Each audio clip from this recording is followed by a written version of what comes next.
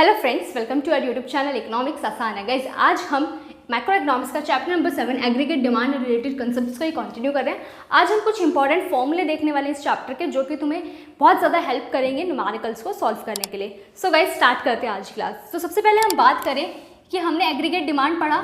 Aggregate demand हम 2 sector economy में पढ़ रहे थे, तो एडी क्या होगा, इक्वल होगा सी प्लस आई, कंजम्पशन प्लस इन्वेस्टमेंट के। देन बात करते हैं एग्रीगेट सप्लाई की। तो एग्रीगेट सप्लाई क्या होता है हमारा, इक्वल होता है इनकम को, और इनकम को या तो हम क्या करते हैं, कंज्यूम करते हैं या फिर सेव करते हैं। क्लियर। देन थर्ड आता है हमारा एमपीसी। एमपीसी क्या होता है हमारा, change in consumption upon change in income. MPS क्या होता है हमारा, change in saving upon change in income. Then APC क्या होता है हमारा, सी अपॉन वाई।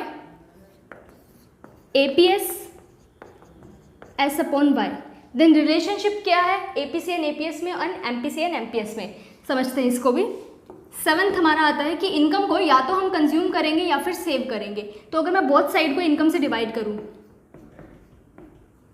तो सी अपॉन वाई क्या होता है हमारा, एपीसी। एस अपॉन वाई क्या होता है हमारा, एपीएस। और वाई अपॉन वाई हो जाएगा 1। तो क्या रिलेशनशिप फाइंड हुआ कि एपीसी प्लस एपीएस इक्वल होगा 1 के।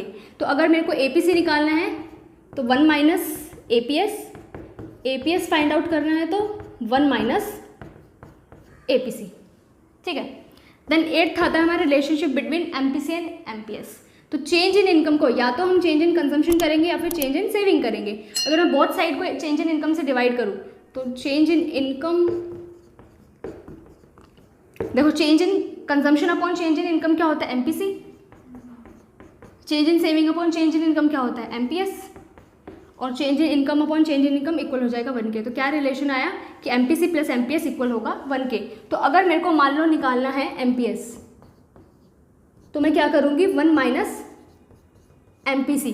और एमपीसी को हम क्या बोलते हैं, बी भी बोलते हैं। तो मैं इसको इस तरीके से भी लिख सकती हूँ कि 1 माइनस बी क्या होगा हमारा, एमपीएस होगा। और अगर मेरे को क्या निकालना है, एमपीसी निकालना है,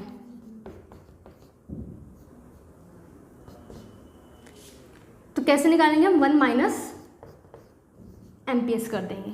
क्लियर हुआ। देन 9th आता है हमारा कंजम्पशन फंक्शन, कि कंजम्पशन का फंक्शन रिलेशनशिप होता है, मतलब 0 लेवल ऑफ इनकम पर भी हम कंजम्पशन करते हैं, जिसको हम सी बार बोलते हैं, प्लस बी। बी क्या है, बेसिकली एमपीसी है, इनकम। तो कंजम्पशन फंक्शन क्या होगा, C equal to C bar plus B Y. Then 10th आता है हमारा सेविंग फंक्शन।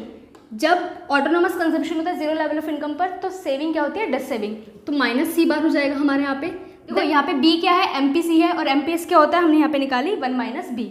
तो 1 minus B Y. Break even point पे क्या होगा, at break even point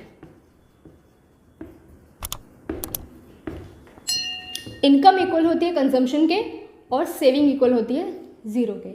so guys, ये कुछ इंपॉर्टेंट फॉर्मूले हैं जो कि तुम्हारे न्यूमेरिकल सॉल्व करने में बहुत हेल्पफुल रहने वाले हैं। तो इसका एक बार स्क्रीनशॉट ले लो।